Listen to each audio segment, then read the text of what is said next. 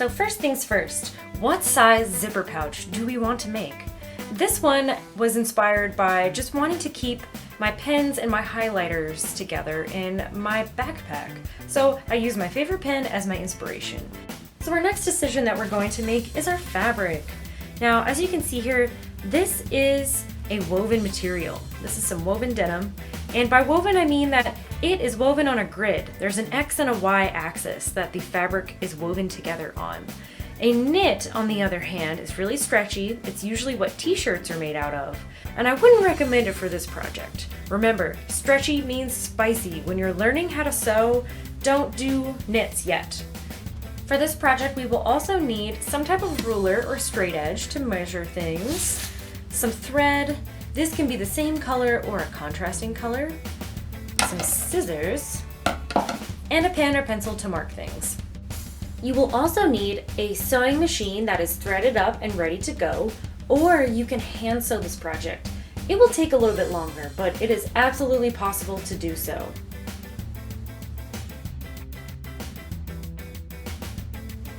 So here we have a centered zipper. This is the most cheap and basic version of a zipper you can get, and it has a non-separating end. So that means that these ends are permanently clasped together. So if you think of jackets that open up at the bottom, those are separating zippers. This is not. The differences between this and like an invisible zipper is just the way that the coils are oriented. So for this project, we are going centered zipper. Just keep it simple. So as you can see, I have these pieces cut out and they are face to face. So this is the right side, this is the wrong side of the fabric. This piece is cut at 5 inches by 8.5 inches. And this is going to be just a tiny bit more shallow than this bag. I cut out 2 small contrasting zipper tabs that we are going to cover. These are optional, and if you do decide you want them, they will be 2 inches by 2 inches, and you will need 2 of them.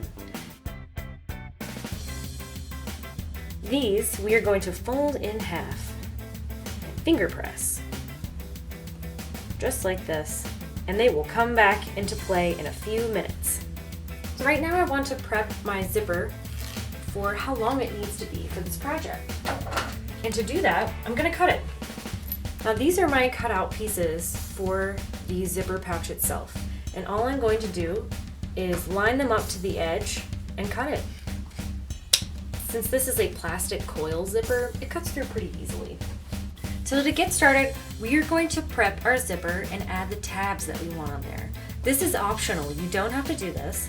And if you are skipping this, then just skip this step. But if you are using them, you want to grab one tab that is folded in half. We're gonna line it up to the edge of the zipper, and we're just going to sew the edge, catching the edge of the zipper tape. Like this. Most of this will be covered up, and it's gonna give a cool little contrast.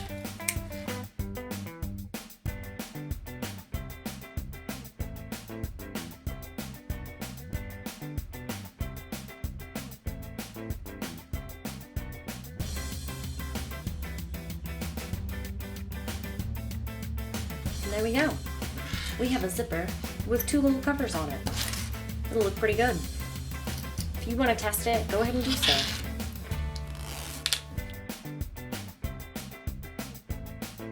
Next, we are going to be making a zipper sandwich. So grab some pins. Also, binder clips work really well for this if you need those. We're going to use one of these pieces of the zipper pouch.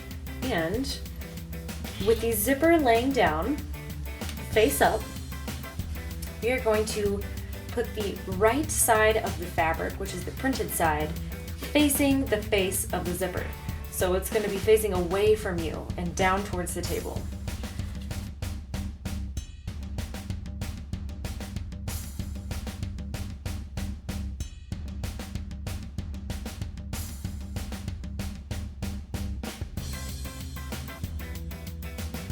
So remember, the face of the zipper is facing the printed part of the fabric. This is going to be the outside. It seems a little confusing. Once you have these pinned, and remember, pinning perpendicular to where you want to sew is the most effective method because you can pull the pins out as you go. Now I'm going to lift my presser foot so it's all the way up and the needle's up. We are going to place the end of the fabric under, and keep in mind we're not going to the edge of this tab right here, we're going to the about 1/4 inch of the edge from the fabric and the zipper tape itself. So we're really just butting it up to the zipper. And since I don't have a zipper foot in, it won't get super close, and that's okay. So as you can see, that is the zipper pull. You can't really sew around this thing. It's kind of annoying. It takes up a lot of space. So you just have to adapt to where it is at any given moment when you're sewing a zipper. And right now it's at the beginning. So we're just gonna push it down a little bit like that. You can't really see it. You're mostly doing it by feeling. And we will push this back up right when we get this done in a moment. So go ahead and get started with a couple of stitches. Do your back stitches and we will get to sew. So here's the zipper head, the pull. You're gonna pull that up. So as you can see, I was down here. I'm just lifting the presser foot up to give it space while the needle is in the fabric. And then pulling the pull up, out of the way. And we don't have to worry about that on this side anymore. And continue.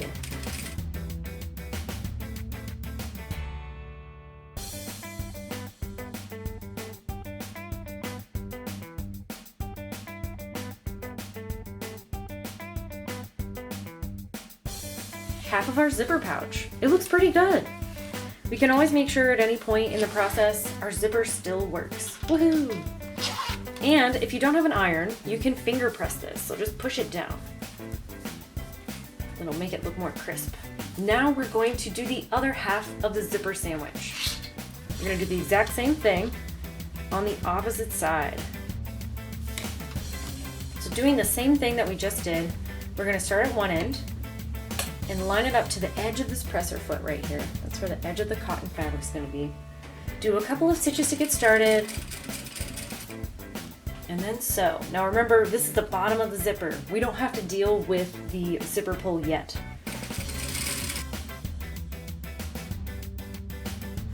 We have some stretch happening here. So usually you don't want to have this little flop of fabric right here, but that's okay. We're just gonna let it smush out. And remember, we have a zipper pull coming up. So with the needle in the fabric in the down position, lift the presser foot up, pull open the layers, grab the pull, and then just gently pull it back away from the presser foot. And that way you don't have to sew around it because it's very chunky. Finish our seam, do a little back tacks, and that one's finished. So this is what your pouch should look like at this point. It's not really gonna look like a pouch yet, but if you open it up, we can see there's something going on here. And when you add the tabs for the zipper, it looks pretty cool. It's got a good contrast to it. And of course, at every step, gotta make sure our zipper works. If you get the fabric really close, it's okay, but as long as it's not actually in the teeth, you should be fine. It happens though, and if it does, you just take that out and do it again. So we're just finger pressing this down so it's more crisp. And now we're going to fold the zipper sandwich together.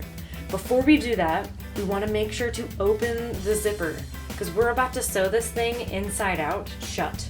And if we don't leave ourselves a way to get back in, you might have to seam rip, and that's not fun. So pull it open about halfway and just leave it like that is. So remember, open before you close this thing. So now we are going to align our pieces and pin all the way around because we are about to do 3 sides of this rectangle to finish this.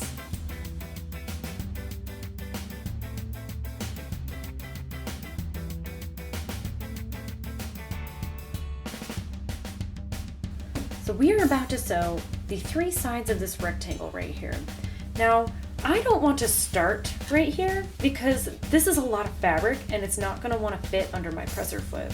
So I'm actually going to start in the middle and go one way, and then flip it over, start in the middle and go around the other way.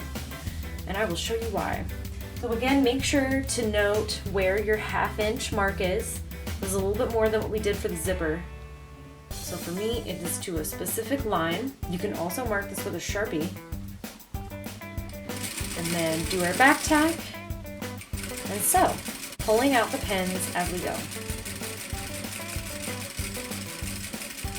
So when you get to the corner, we want to put our needle into the fabric, so it's all the way down, lift the presser foot, and pivot. So if you pivot too early or too soon, you're not gonna land right on the 1/2 inch mark, and that's okay, because that takes practice. Each stitch is gonna get you in a specific place, like before or after that. So just keep practicing that. Now, we've already turned our corner, and we are just gonna keep sewing. We're gonna end at the zipper.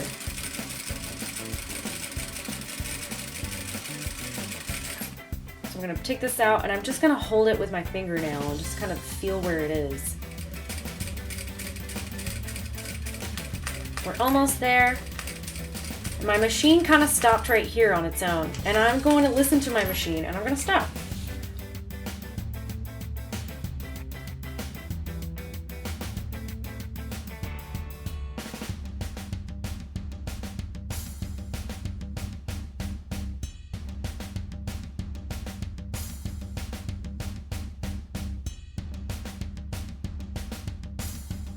Here is our finished zipper pouch with our contrasting zipper tabs on the edges.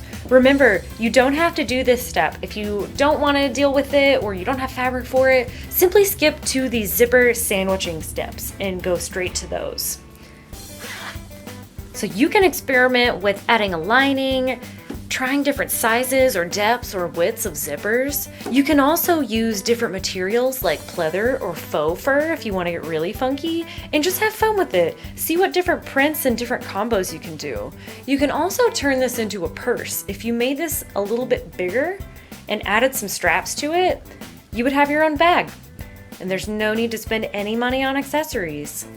Thanks for listening, y'all. Have fun. Happy sewing.